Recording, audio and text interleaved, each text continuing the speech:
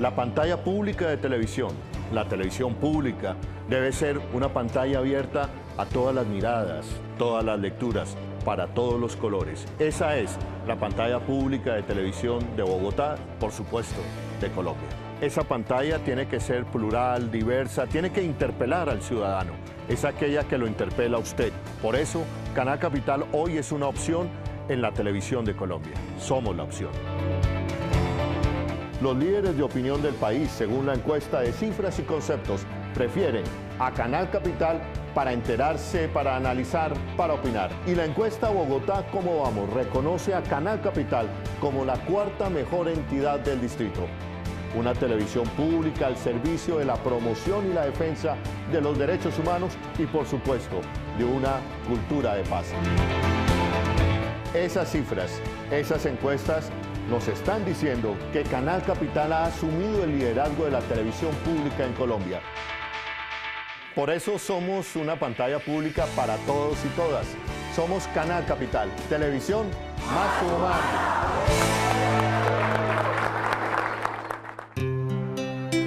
Usted está viendo Canal Capital, televisión más humana. El siguiente programa es para todas las edades. No contiene escenas de sexo o violencia. Clasificación familiar.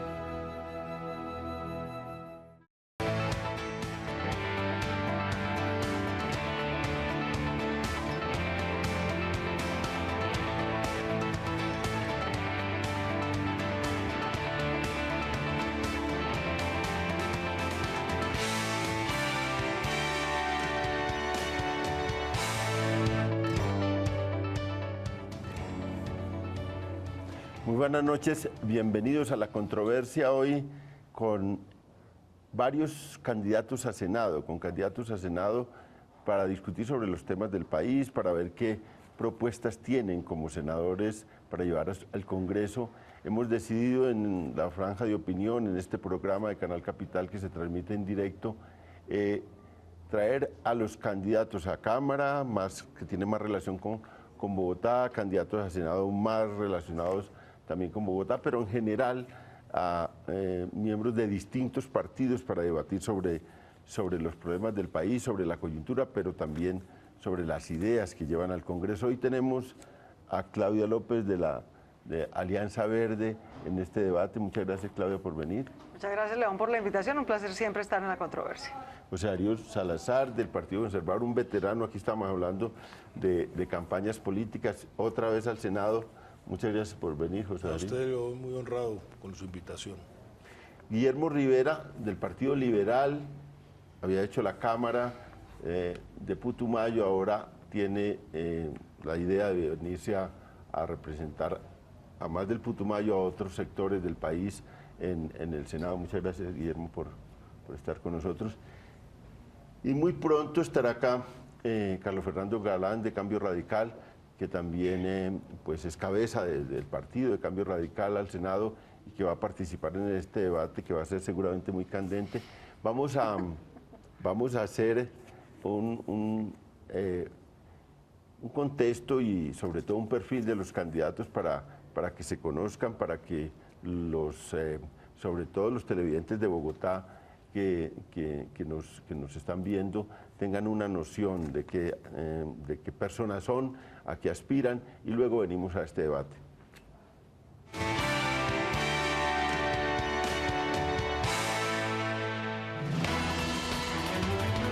Los senadores, en cumplimiento de la representación soberana que el pueblo le ha encomendado, tramitan, reforman, derogan leyes y ejercen control político y público.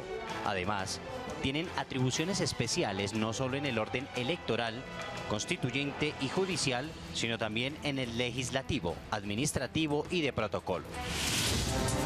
¿Cómo se articula Bogotá con el Congreso de la República? A través del decreto de 2009 se crea el Comité de Seguimiento a las Relaciones con el Congreso de la República. La Secretaría Distrital de Gobierno es la entidad responsable de la dirección y coordinación de las relaciones políticas y normativas de la Administración Distrital para el manejo de las relaciones con el Congreso de la República. ¿El comité cómo cumple esa función?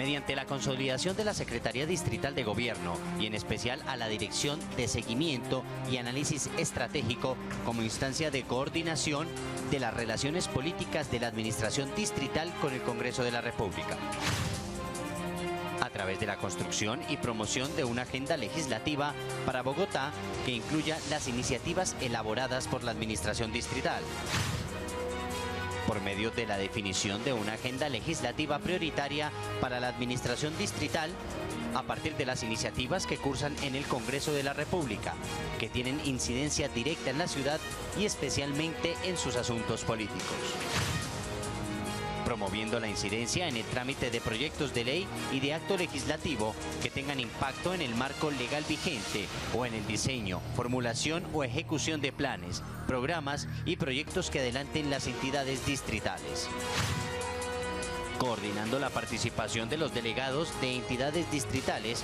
que sean requeridos por el Congreso de la República a través de citaciones de control político, foros o audiencias públicas. ¿Qué funciones cumple un congresista por Bogotá? Víctimas. El Congreso debe crear canales estratégicos que permita a los gobiernos locales conocer los problemas de las víctimas de la violencia, escuchar las preocupaciones en torno a las dificultades aplicando las leyes atendidas a la reparación. Seguridad social y salud. En el marco del sistema de regulación y operación de los recursos públicos, el Congreso debe garantizar el bienestar de los individuos, teniendo en cuenta aspectos medioambientales, psicológicos, organizacionales, políticos y económicos. Control político. Requerir y emplazar a los ministros del despacho y demás autoridades y conocer de las acusaciones que se formulen contra altos funcionarios del Estado. La moción de censura y la moción de observación pueden ser algunas de las conclusiones de la responsabilidad política. Asuntos exteriores. El trabajo legislativo de la Comisión de Asuntos Exteriores de Colombia debe situar la defensa nacional y la fuerza pública en los diferentes tratados, consultar en la carrera diplomática los derechos y deberes del Estado en la integración económica, política y portuaria, relaciones de carácter constitucional que comprometan temas internacionales y supranacionales.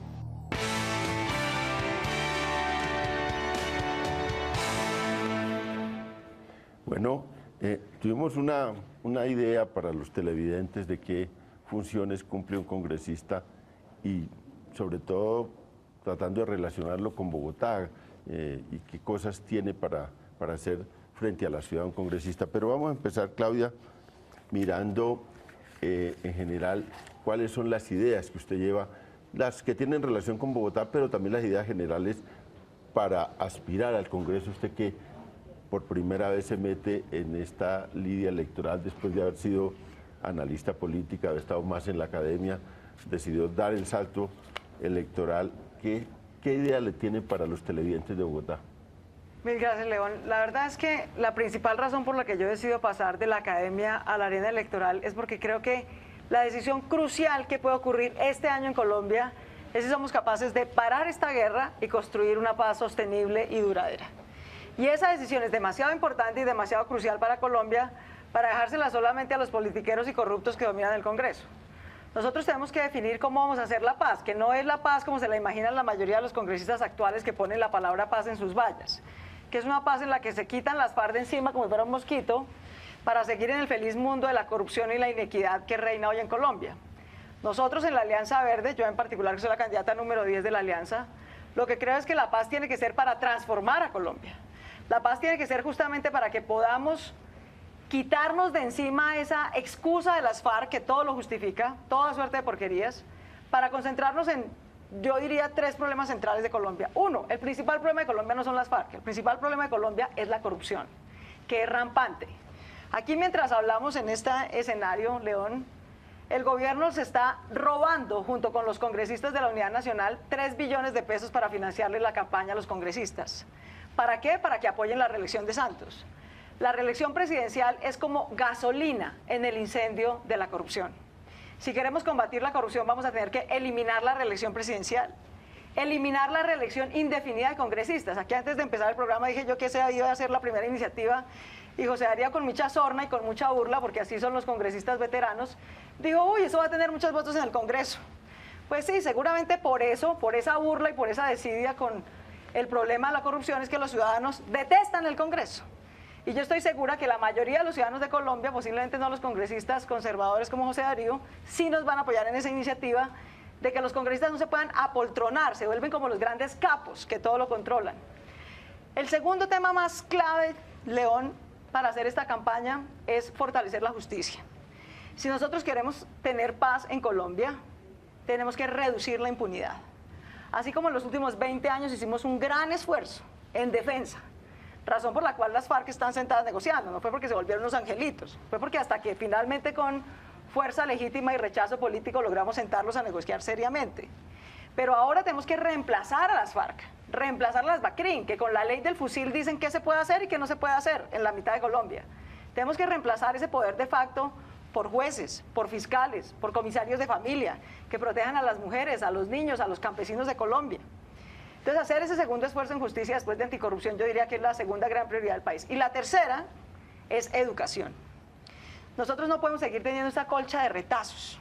Tenemos que lograr armar la educación como un ciclo continuo de formación para la vida, con los 3 grados de preescolar que existen desde hace 15 años en la Ley General de Educación, y los congresistas que están demasiado ocupados haciendo negocios no se han ocupado de ponerle plata. Entonces es una norma que nunca se cumple.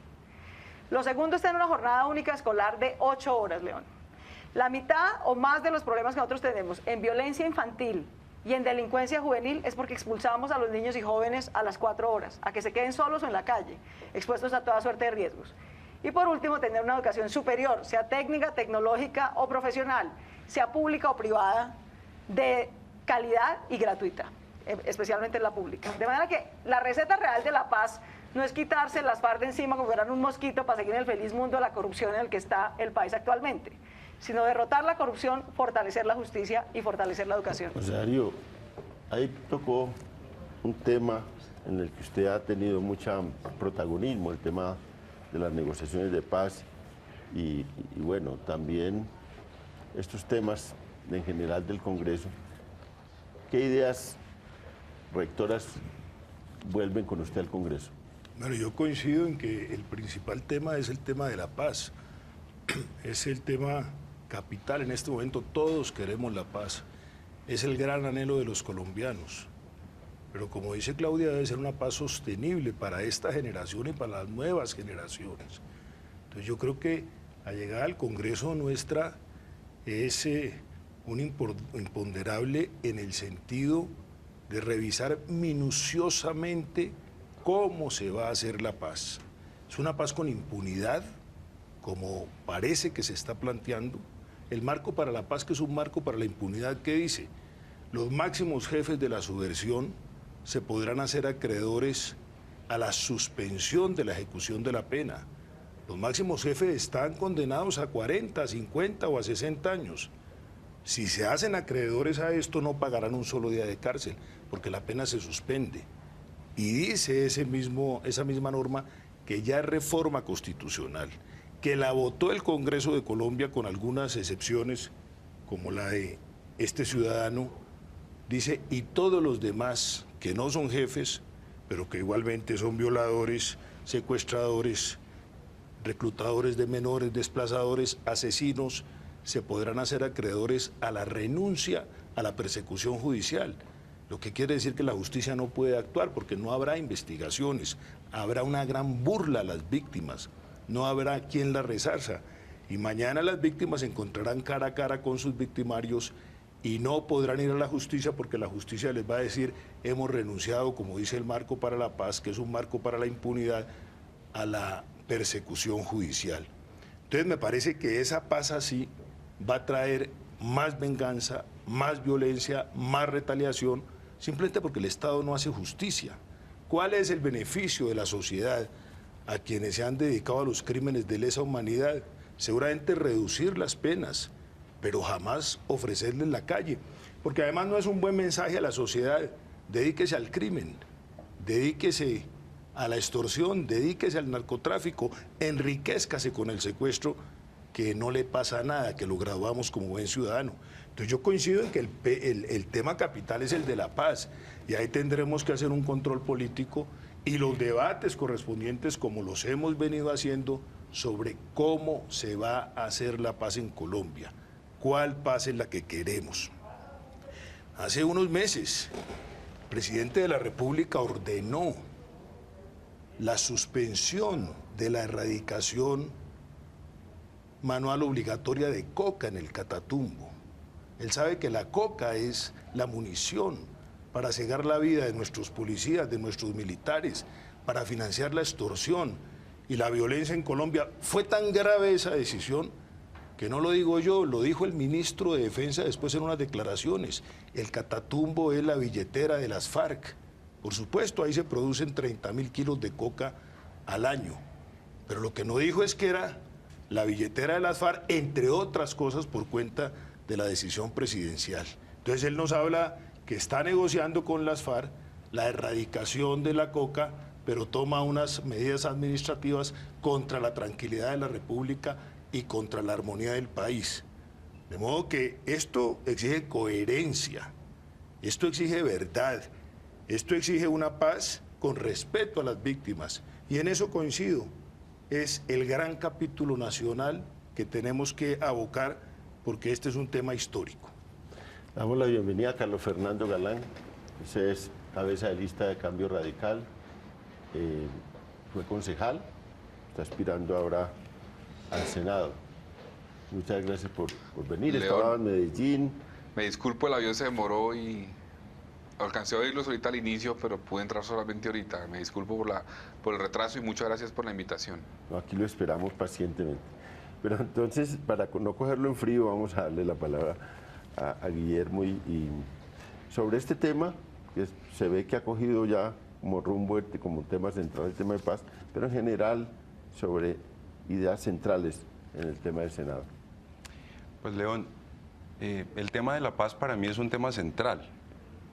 Y confieso que, entre otras cosas, una de las razones por las cuales estoy en esta batalla es porque tengo la esperanza de que logremos no la paz ahora, sino el fin del conflicto. Yo creo que la paz la tenemos que construir. Y alrededor de ese fin del conflicto yo estoy planteando varias ideas. La primera es que los colombianos no solamente, como dice Claudia, tenemos como excusa el conflicto y las FARC, sino que nos estamos gastando la mayor parte de nuestros recursos en la guerra. 5 puntos del Producto Interno Bruto los estamos destinando a la guerra, a propósito ahora que hay todo este escándalo de corrupción en las fuerzas militares. El 3% en salud, el 3% en educación y el 0,17% en el desarrollo rural, a propósito del paro agrario de hace unos meses. Por lo tanto, si vamos a diseñar esa Colombia del posconflicto, tenemos que reorientar la destinación de los recursos fiscales y tenemos que adecuar nuestras instituciones para construir una paz estable y duradera. En ese marco, digamos, en esa perspectiva, nosotros queremos plantear una idea central en materia de educación. En Colombia, el derecho fundamental a la educación se está garantizando vía acceso al sistema, pero no vía calidad. Yo pienso que tenemos que hacer una gran reforma a la Ley General de la Educación de tal manera que, además del acceso, este derecho comprenda también varios elementos de calidad de la educación. Yo sueño con que los niños de Bosa y de Usme en Bogotá, con que los niños del Putumayo, con que los niños del Cauca, José Darío, de cualquier rincón del Cauca, de Argelia, de Bolívar, de La Hormiga, de San Miguel en el Putumayo, del Guaviare, y repito, de Bosa o de Usme aquí en Bogotá, que esos niños cuando terminen el colegio hablen otro idioma como lo hablan los niños de los colegios privados del norte de Bogotá, que esos niños tengan las mismas posibilidades que los que egresan de los colegios privados para ingresar a las universidades. Mire, Bogotá tiene apenas el 27% de cobertura de educación superior. Departamentos como el mío y como el suyo, José Darío, están entre el 3 y el 5%. Esa es una Colombia profundamente inequitativa y si no corregimos esa inequidad, pues la paz no va a ser estable y duradera, la paz va a ser apenas una ilusión que a lo mejor disfrutaremos con un titular de prensa. También creo que es inaplazable una reforma al sistema de salud. Yo he dicho en todas partes que me daría vergüenza volverme a parar en un auditorio a pedir votos en 4 años si este Congreso que se va a elegir el 9 de marzo no adelanta una verdadera reforma a la salud, pero una reforma estructural que proscriba cualquier posibilidad de que la salud en Colombia sea un negocio. También los colombianos deben saber que el deterioro de nuestro medio ambiente va a pasos agigantados. Así como crece la locomotora minera, nuestro medio ambiente se está deteriorando. Y no vaya a ser que en 20 años las generaciones por venir nos reclamen a estas generaciones nuestra responsabilidad por no haber hecho lo propio en materia de medio ambiente. Y creo que tenemos la responsabilidad de fortalecer a la autoridad ambiental. Y creo, y en eso coincido con Claudia, que hay que modernizar el Congreso. A los colombianos no les debe seguir avergonzando el Congreso que tiene. Y eso significa, desde mi punto de vista, primero cambiar el régimen salarial de los congresistas y trasladarlo a un régimen de honorarios, de tal manera que nosotros nos ganemos unos honorarios en proporción al tiempo exacto que le dediquemos a las sesiones, a la discusión de las leyes, a los debates de control político. No puede seguir ocurriendo que los congresistas se registren, se vayan a hacer sus tareas de negocios personales, como los hacen muchos, y se les siga pagando el mismo salario. El pueblo colombiano tiene que saber que quien elige está cumpliendo a cabalidad el mandato para el que fue elegido y que de los impuestos de los colombianos se le pague en la misma proporción al tiempo que elabora un congresista. Ustedes indicaron aquí a través de estas pantallas las principales funciones de los congresistas. Yo quisiera que se examinara quiénes de los actuales congresistas cumplen esas funciones. La mayoría dedican el tiempo por el que les paga el Estado colombiano a través de los impuestos de los ciudadanos a hacer tareas de tipo personal, a hacer negocios, pero no a legislar, no a hacer debates de control político, no a cumplir el mandato para el cual fueron elegidos. De suerte que este Congreso hay que modernizarlo y creo que hay que desarrollar una tarea muy intensa para que los colombianos por fin se sientan orgullosos de un Congreso o se sientan bien representados, porque hoy lo que ocurre es que la gente se siente avergonzada. Uno va a cualquier rincón del país y la gente tiene un escepticismo enorme frente al Congreso. Y eso hay que corregirlo porque finalmente el Congreso es el que hace las leyes, es el que hace el control político y una democracia sin Congreso no es democracia, pero también una democracia con un Congreso como el actual, pues es una democracia maltrecha. Carlos Fernando, usted fue concejal, candidato a la alcaldía por Bogotá, de manera que tiene seguramente unas ideas generales sobre su papel en el Congreso, es cabeza de un partido político, pero sobre Bogotá también, y quiero que dentro de sus general ideas sobre su papel en el Congreso, tengamos en cuenta Bogotá, que es su zona, para ver si también a los televidentes les llamamos la atención. Este es Canal Capital, un canal de Bogotá. Bueno, León, pues muchas gracias por la invitación. Un saludo a Claudia, al doctor Rivera, doctor Salazar. Yo al oírles a ustedes creo que tengo coincidencias, especialmente con ustedes dos, Claudia y Rivera, en algunos temas. Yo he venido revisando un poco para la propuesta que estoy presentando al Congreso, cuáles son los ejes fundamentales que requiere el país desde el nuevo Congreso. Yo comparto que lo de la paz es fundamental, pero creo que no se queda en decir cuánto van a pagar de cárcel, si van a pagar 5 años o 10 años, etcétera. No, es mucho más profundo que eso. El nuevo Congreso va a tener la oportunidad de construir un nuevo país. Y en esa medida yo creo que es sano que el nuevo Congreso se renueve. Yo no creo que los colombianos estén esperando que quienes llevan 20, 30, 40 años en el Senado sean quienes definan ahora cuál va a ser la nueva Colombia. Ya tuvieron una oportunidad de hacer reformas y la perdieron en muchos casos. Entonces yo creo que ahí está la clave. Ese nuevo Congreso tendrá grandes responsabilidades. Yo encuentro un eje que tiene que ver con la lucha contra la corrupción fundamental que requiere una reforma política. Si no cambiamos la manera de hacer política en Colombia, no vamos a ser efectivos en la lucha contra la corrupción. Hagamos lo que hagamos. Normas que nos inventemos, acceso a la información, transparencia, cambios en la norma de contratación, lo que sea. Si no cambiamos la forma de hacer política, como se están financiando las campañas políticas, los recursos que se están invirtiendo en política, no vamos a cambiar el problema de corrupción en Colombia. Hoy hay hay un grupo de candidatos importante que gasta más de 12.000 millones de pesos en su campaña al Senado. Por cada uno. Claro, un solo candidato, eso es como una campaña presidencial. La mayoría en comprar líderes, en comprar votos, etcétera. Una persona que hace eso va a llegar al Congreso a robar. Eso es simplemente una inversión en una llave con contratistas que lo lleva eventualmente a lograr sacar los recursos para su campaña y luego recuperarlos en el ejercicio de la función como senador, consiguiendo contratos, inversiones en departamentos que se gastan a través de contratistas amigos en las alcaldías, etcétera. Entonces, si no cambiamos eso, estamos jodidos en Colombia del tema anticorrupción. Entonces, creo que hay que cambiar eso. Y parte de la reforma requiere, en mi opinión, eliminar el voto preferente. Creo que es perverso el voto preferente. Creo que es perverso también, hoy, como está funcionando, la circunscripción nacional. Y eso lleva un poco lo que decía el doctor Rivera. Los colombianos no se sienten representados por el Congreso. Y creo que en parte es porque no hay una verdadera rendición de cuentas. No hay una conexión entre el elegido y el elector.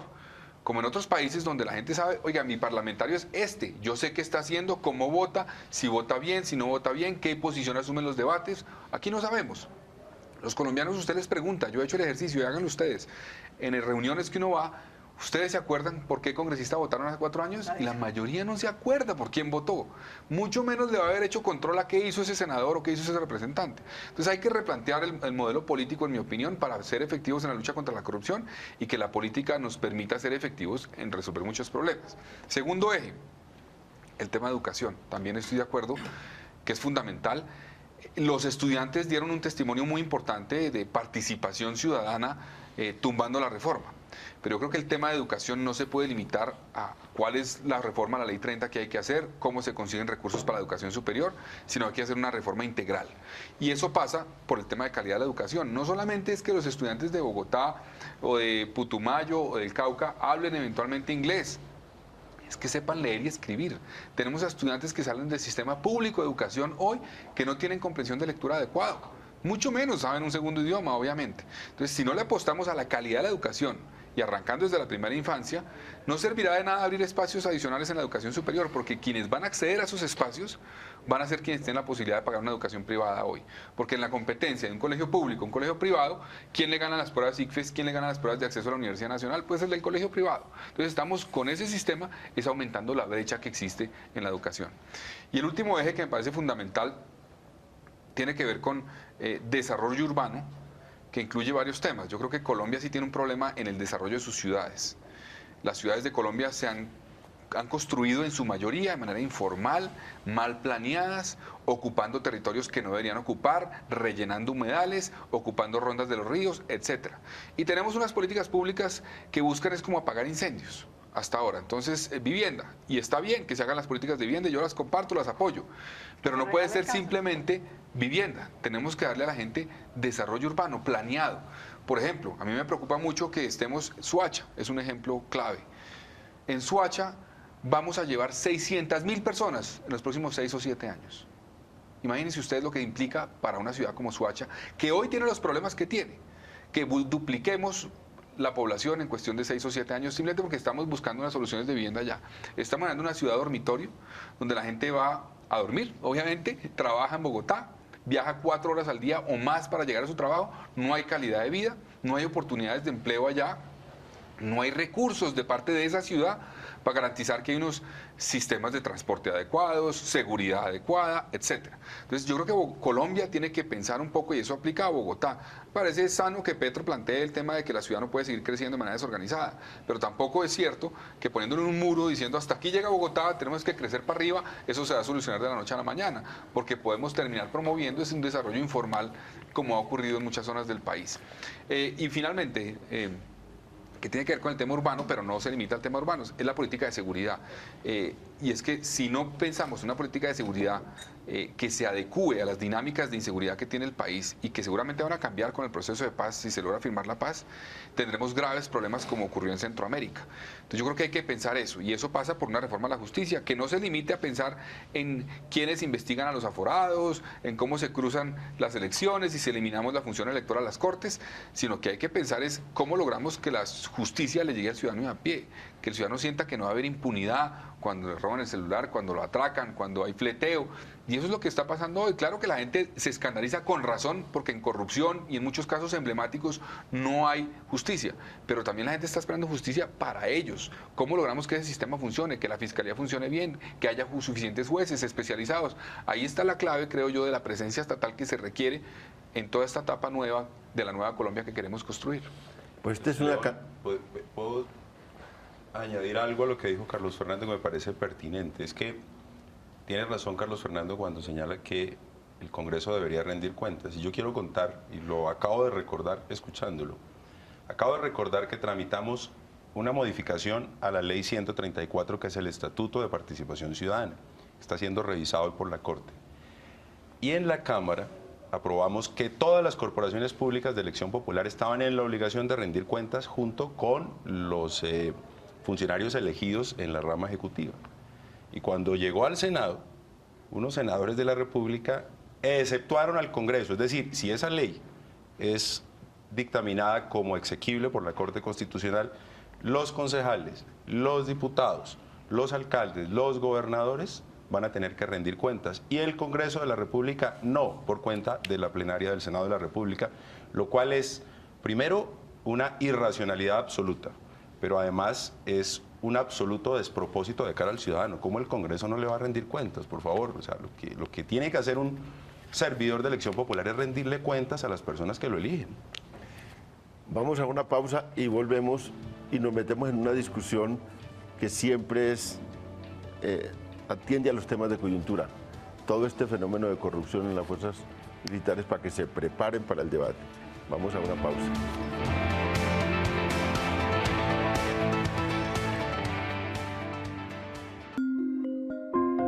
Ya regresamos con La Controversia.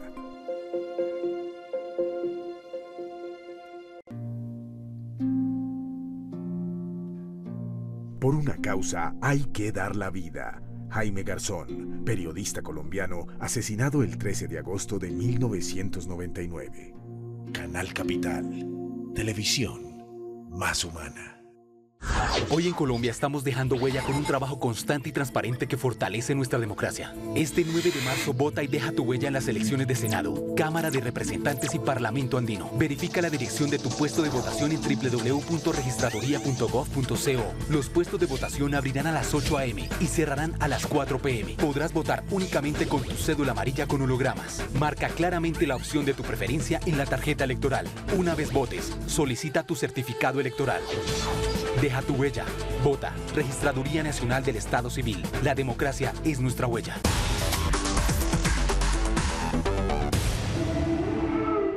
Como joven puertorriqueño le quiero mandar un saludo a toda la juventud latinoamericana. La educación es nuestra nueva revolución. No es el fusil. Aquí se dispara con palabras. Nuestra guerrilla son los libros. René de Calle 13. A fuego. Una noticia mal contada es un asalto a mano armada. Concierto de la Esperanza 3. Plaza de Bolívar, mayo 14 de 2014. Canal Capital, televisión más humana. Desde lo que yo considero que es la televisión pública, Canal Capital tiene una apuesta muy importante que construye identidad en el país. Mariana Garcés Córdoba, ministra de Cultura. Canal Capital, televisión más humana. ¿Conoces mi pronóstico del tiempo?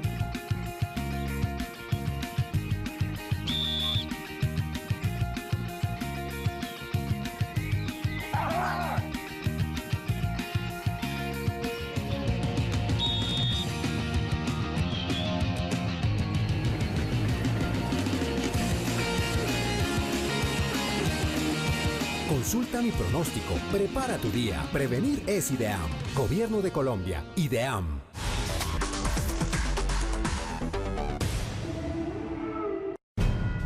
Canal Capital, nominado en 4 categorías en los premios India Catalina 2014.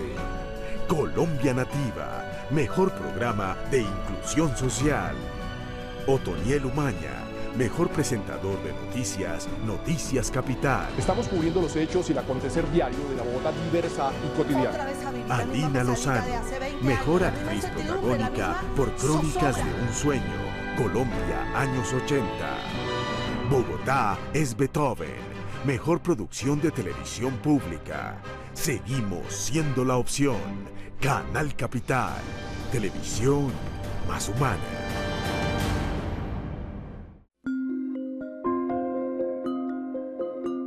Siga con nosotros en La Controversia.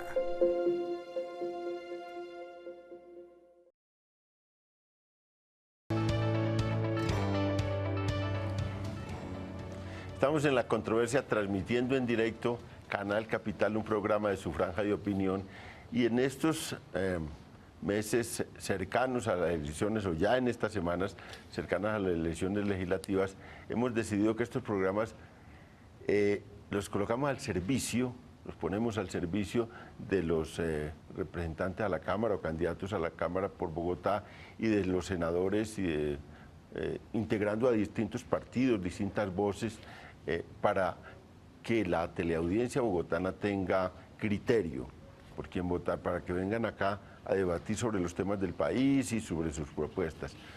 Hoy pues es ineludible un tema, es este un fenómeno que ha destapado la revista Semana, un fenómeno de corrupción que hoy ha estado candente en los medios, desde ayer es el tema central de los medios, y una grabaciones, conversaciones entre el comandante general de las fuerzas militares, general Barrera, con un preso acusado de delitos gravísimos como pues las ejecuciones extrajudiciales de personas, y esas conversaciones y conversaciones sobre negocios y sobre tajadas de esos negocios.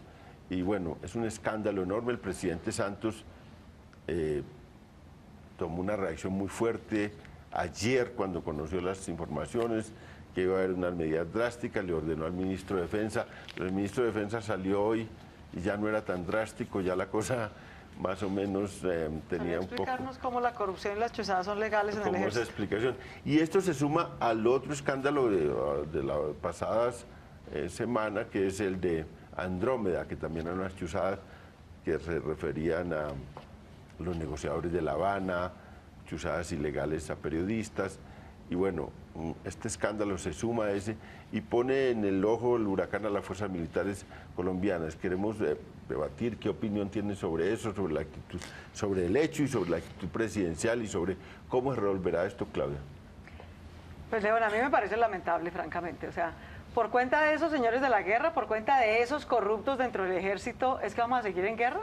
Es un gran negocio para ellos seguirse robando la plata de los colombianos. Nos dedicamos 5 puntos del PIB a que los señores se lo escurran en corrupción, a que los que son de vez en cuando finalmente condenados por falsos positivos vayan a guarniciones militares, dizque a tener cárcel, y lo que hacen es administrar negocios y armar complots contra la justicia.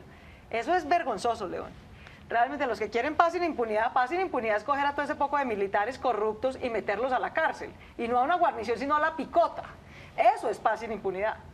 Pero aquí me parece que en lo coyuntural lo más grave es que el presidente de la República, me parece que en vez de ser el comandante en jefe de las fuerzas militares, es el rehén de las fuerzas militares. El nivel de chantaje tan brutal en el que tiene un sector de las fuerzas militares al presidente de la República y por su conducto a la sociedad colombiana, supongo yo que por cuenta del proceso de paz, la reacción del presidente Santos, ¿cuál fuerte? ¿Cuál fuerte? Es un títere que da risa, un hazmerreír. El presidente sale a ordenar una gran investigación y el ministro de Defensa sale esta mañana a explicarnos cómo la corrupción y las chuzadas en el ejército son legales, a lavarse las manos y a decir que deja todo en manos de la Procuraduría. Es vergonzoso, no solamente el nivel de corrupción, el nivel de impunidad, sino el nivel de chantaje que los sectores más corruptos y militaristas dentro de la fuerza pública están haciéndole al pueblo colombiano por cuenta del proceso de paz con las FARC. O sea, Darío, ¿usted cree que fenómenos como estos pasarán o se tomarán decisiones y esto afecta esta campaña presidencial? ¿Tiene un filo sobre esta campaña presidencial? Bueno, yo creo que el presidente está afectado desde que inició. El 63% de los colombianos dicen que no quiere que se reelija. Ha tenido 4 años para convencerlos. Hay una gran intención de abstención, de votar en blanco. Y todo eso obviamente mide que el presidente de la República no ha podido convocar el país, unir el país, concitar el país frente a sus propósitos. Estos resultados de opinión son un castigo para el presidente de la República, sin duda, que es el que en 4 años tiene que mostrar resultados. Como no ha mostrado resultados, pues tiene un gran rechazo nacional. Sobre el tema de la fuerza pública. Mire, yo creo que uno de los deberes de la fuerza pública es la guarda de la vida, de la honra y de los bienes de los colombianos. Uno no puede generalizar, uno no puede decir todos los militares son corruptos. Si hay corrupción hay que castigarla severamente, como en todas las instituciones del Estado, pero uno que no puede hacer es generalizar, Claudia, y decir, no, es que todos los militares son corruptos. Vamos a echar el cuento de que son unas cuantas manzanas podridas. El comandante del ejército, doctor José Darío, este no es un señor de bajo rango, el comandante del ejército, diciendo que hagan un complot mafioso contra los jueces que están investigando militares. Comandante de las fuerzas militares. De las fuerzas militares. Entonces, el comandante, este no es un soldadito raso. Entonces uno no puede pues calificar una institución que hoy inclusive tiene la mayor opinión favorable de los colombianos, por encima de todas las instituciones. El ejército tiene la mayor opinión favorable. Hay casos particulares, hay que investigarlos, hay que sancionarlos, pero lo que no se puede es poner en la picota pública a una institución en donde hay, la mayoría de las personas son unos patriotas, son gentes del pueblo además, que vienen trabajando por devolverle la paz, la tranquilidad a Colombia, que nos gastamos un poco de plata en la guerra, sí, pero es que no es por cuenta del ejército, es que el ejército tiene la misión de ejercer el orden público, de mantener el orden público. Aquí nos gastamos un poco de plata en la guerra porque hay una cantidad de delincuentes por todas partes haciendo estragos. ¿Qué tal que nosotros disminuyéramos el presupuesto y dejáramos inerme a la población en manos de esta cantidad de delincuencia y de terrorismo que hay en Colombia? De modo que yo realmente estoy de acuerdo, la corrupción ha hecho metástasis en el país, en todas las instituciones, pero lo que uno no puede es generalizar, porque para eso están los órganos competentes y las responsabilidades son personales, no de las instituciones. ¿Y usted está de acuerdo con esa idea o cree que hay un problema institucional o que es un problema de algunas personas dentro de la institucionalidad militar? Porque bueno, la cosa va, digamos, la gente que se está involucrando, porque los dos principales generales de inteligencia, en el caso de Andrómeda fueron separados y bueno, son, digamos, los jefes de la inteligencia del país fueron separados de sus cargos mientras investigaba. Ahora de sus cargos, pero no de la fuerza. No de la fuerza, sobre los cargos. Ahora está el comandante de las fuerzas militares involucrado, el general Rey acaba de renunciar, que es un general que tiene que ver con la Fuerza Aérea, para el cual se estaba discutiendo los negocios, acaba de renunciar también. ¿Se puede hablar de casos particulares que hay que investigar y desarrollar, o se siente que hay un problema institucional ahí? Es que yo quisiera empezar por lo que terminó José Darío. José Darío dice defender a los soldados de la patria, y cuando leía yo en la revista Semana lo que ocurrió, yo pensaba, aquí los más afectados son los pobres soldados de la patria. ¿Qué tal que entonces el combustible se lo estén gastando para que vayan a darse unos paseítos los oficiales que están siendo sindicados de delitos muy graves y que están detenidos, y los pobres soldados entonces que sí están combatiendo en las selvas de Colombia no tengan cómo transportarse? O que hayan mordidas en los contratos de los uniformes y que en lugar de que esa plata termine en los bolsillos de unos corruptos, pues no termine en la logística, en los uniformes que necesitan todos los soldados de Colombia. Yo a veces pienso que, claro, la institución militar tiene unos protocolos, digamos, no funciona como en la vida civil, que uno puede protestar, pero si los soldados protestaran, caramba, es que hay mucho oficial comprometido en actos de corrupción, que los principales afectados son los soldados de Colombia, los que están combatiendo, los que están trasnochando, los que están patrullando. Ahora, para responder su pregunta, León, yo creo que los falsos positivos fue una política institucional de un sector de la fuerza pública.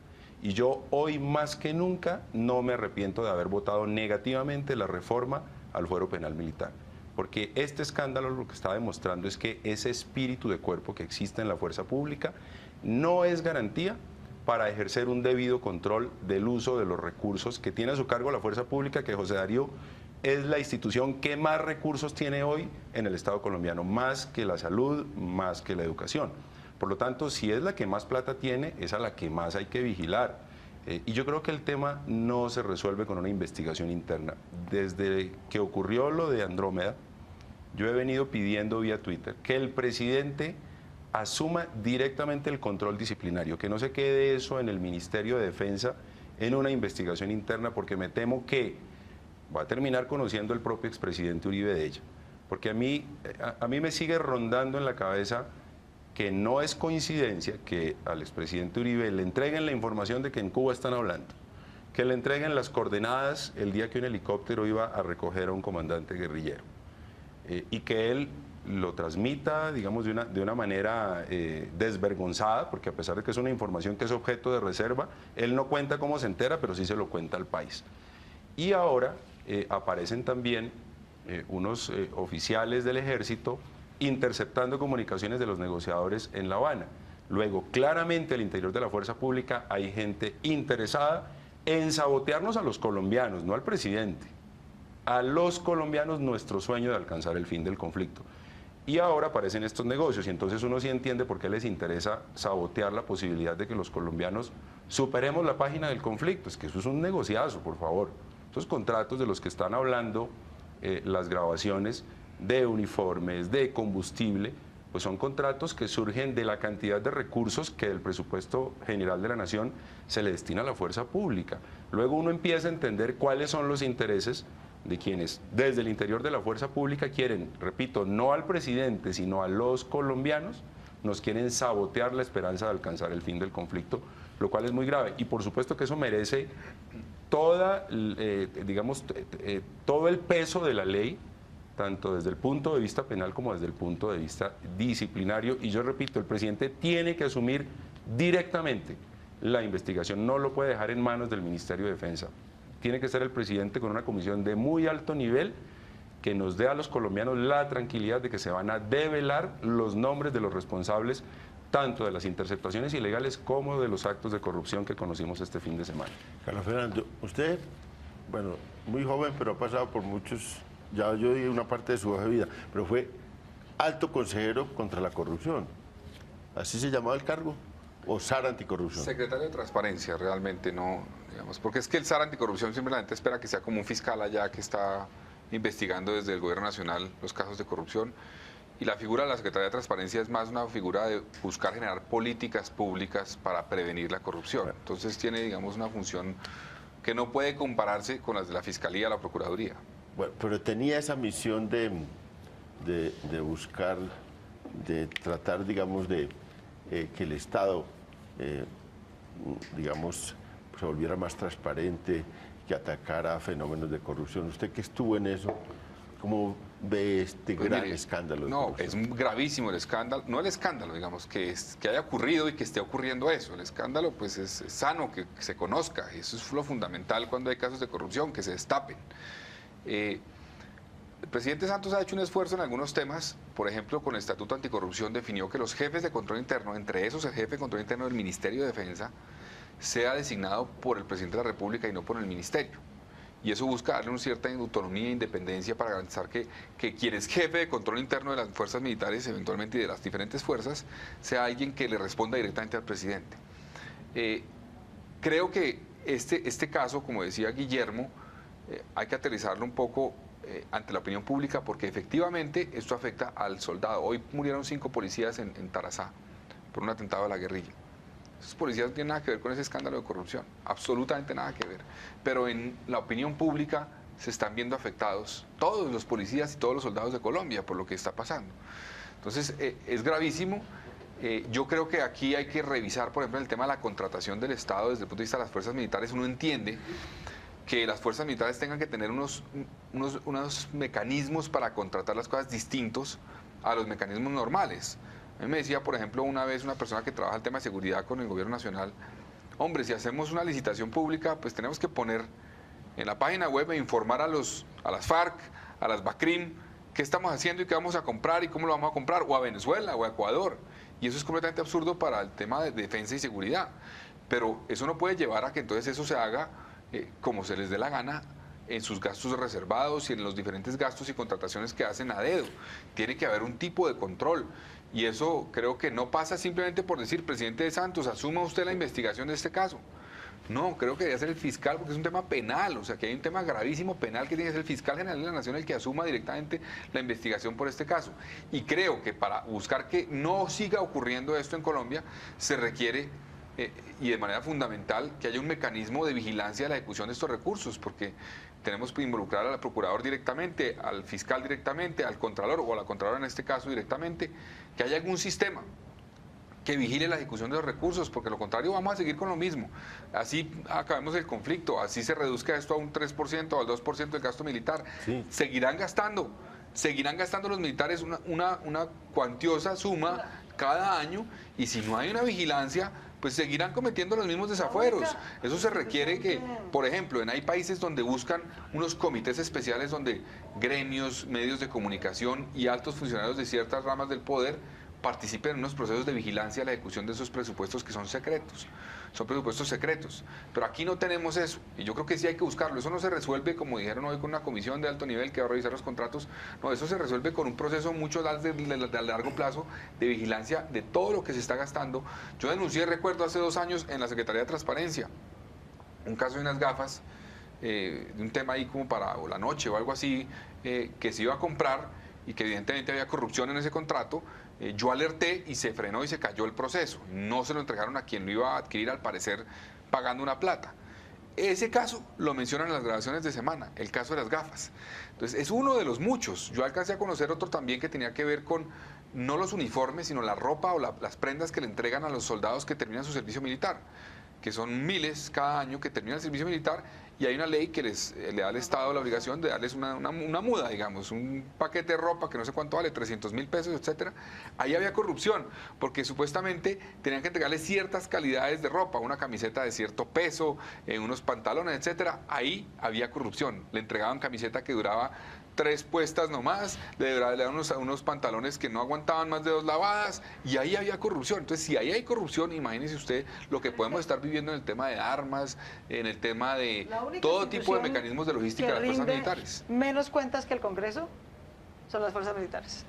La única institución que rinde menos cuentas y que tiene mucho más presupuesto. Es increíble lo que pasa. Hay un tema adicional, no hay ningún control. Ha existido incapacidad, tanto en la iniciativa del gobierno como en la del Congreso, de ponerle control a los gastos reservados. En otros países los gastos reservados, si bien no tienen control ciudadano porque no pueden estar expuestos al público, al menos los congresos pueden hacerle control. Pero en Colombia no. Claro, en Colombia como está el Congreso me parecía peligroso, ¿no? Esa alianza que uno tendría que... Vamos a hacer una pausa y venimos para darle una vuelta sobre toda la coyuntura de Bogotá.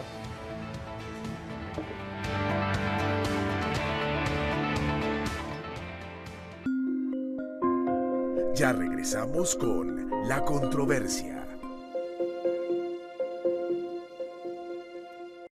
En el concierto de la esperanza no habrá noticias mal contadas. Canal Capital, televisión más humana. Canal Capital, nominado en 4 categorías en los premios India Catalina 2014. Colombia Nativa, mejor programa de inclusión social. Otoniel Umaña, mejor presentador de noticias, Noticias Capital. Estamos cubriendo los hechos y el acontecer diario de la Bogotá diversa y cotidiana. Alina Lozano, mejor actriz protagónica por Crónicas de un Sueño, Colombia, años 80. Bogotá es Beethoven, mejor producción de televisión pública. Seguimos siendo la opción. Canal Capital, televisión más humana. Opine. Canal Capital es un espacio alternativo. Construya. Pronto repiten algo. Critique. Para eso está el defensor del televidente, para que conversemos sobre todos los temas que a usted le interesen. Contáctenos en defensor@canalcapital.gov.co y conéctese con nosotros. Canal Capital, televisión más humana. ¿Formas parte de la comunidad científica e innovadora de Colombia? Acepta el reto Ideas para el Cambio de Conciencias y encuentra una solución de energía eléctrica para las comunidades del Chocó, Valle, Cauca y Nariño, porque el Pacífico, pura energía. Conoce con tu equipo científico las necesidades y postulen ya su solución con energías limpias y renovables en www.ideasparalcambio.gov.co. Ideas para el Cambio, un programa de conciencias para construir un país justo.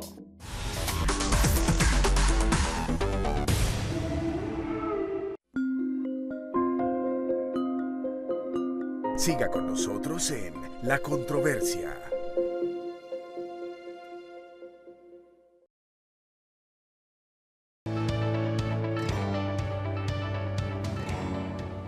Estamos en La Controversia, transmite Canal Capital en directo un debate con los candidatos a Senado de diversos partidos y hemos discutido temas de coyuntura. Hay un ineludible también acá, sobre todo para la teleaudiencia bogotana, y es que la ciudad vive una crisis, una disputa enorme, ideológica, política, de grandes contenidos.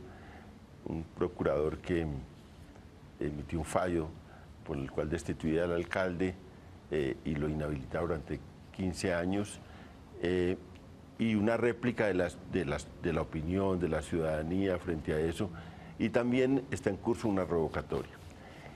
Nos queda muy poco tiempo, pero quisiera tomar la opinión de ustedes sobre cómo ven el desenvolvimiento de esta crisis política que tiene Bogotá, que a veces ya como que va pasando por todos estos temas que surgen en Bogotá, pero que está latente ahí como un problema grande de la ciudad capital, del conglomerado de habitantes más importante. Claudia.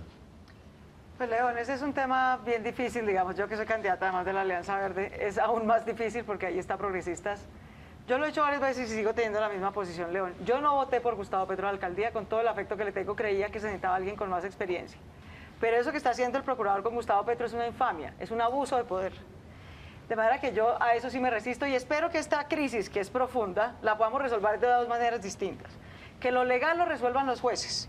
Y me parece que en eso el alcalde ha ido ganando varias batallas. Decían que su decreto de basuras era ilegal, los tribunales han dicho que sí era legal. Decían que no se podía cambiar el esquema de basuras a un esquema mixto, las autoridades judiciales han dicho que sí se podía.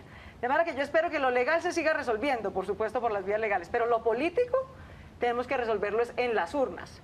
Somos los ciudadanos de Bogotá, estemos o no estemos de acuerdo con Petro, los que tenemos que poder votar si Petro se queda o Petro se va. Esa decisión no la puede tomar de un plumazo como pretendía el procurador.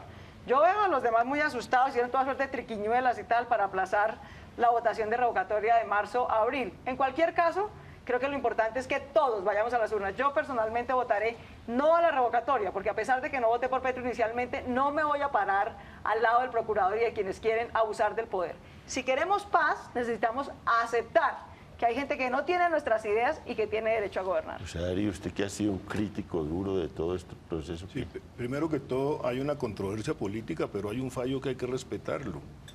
A mí me parece que el procurador ha sido un adalid contra la corrupción y disiento mucho de Claudia frente a ese tema. El procurador compró su reelección con congresistas como usted. Entonces, me parece que aquí no podemos decir la Procuraduría, la Fiscalía tiene que investigar al Ejército, pero cuando se trata de una persona que ideológicamente es cercana a alguien, entonces ahí hay que vetar a las instituciones.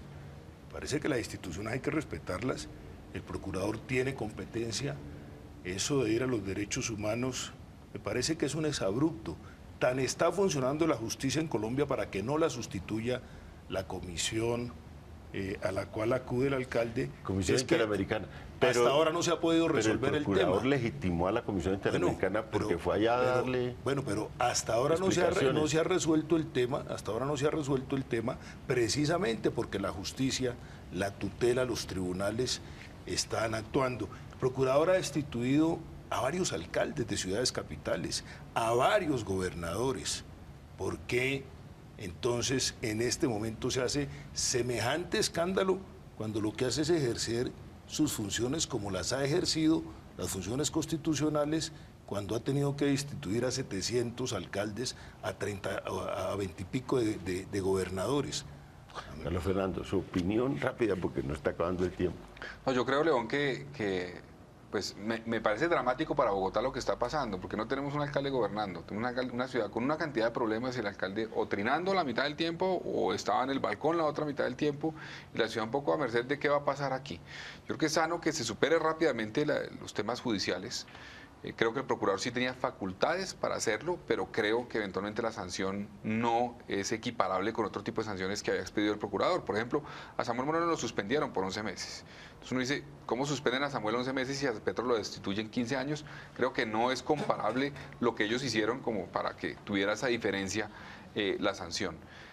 Creo que es sano que la ciudadanía se pueda expresar popularmente. Yo personalmente creo que el alcalde Petro es mal alcalde. Creo que lo ha hecho mal. Tiene unas ideas interesantes y lo he manifestado en varios escenarios sobre el crecimiento de la ciudad, sobre cambios de modelos. Me parece interesante lo que plantea, pero la capacidad para poner eso en práctica es desastrosa.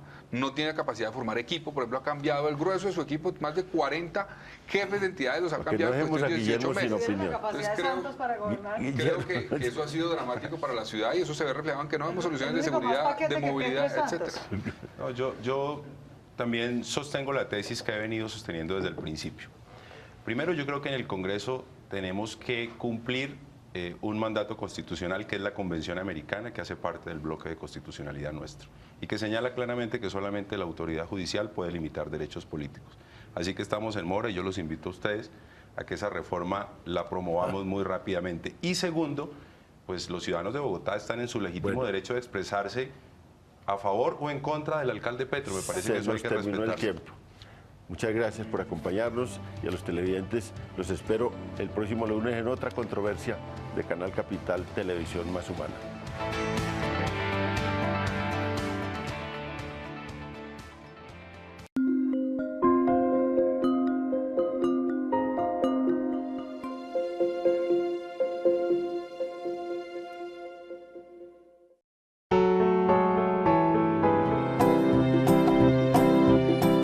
Así como usted lo dice, el tema aquí no es de tolerancia, es de respeto por sus hijos, por nuestros hijos, por ellos.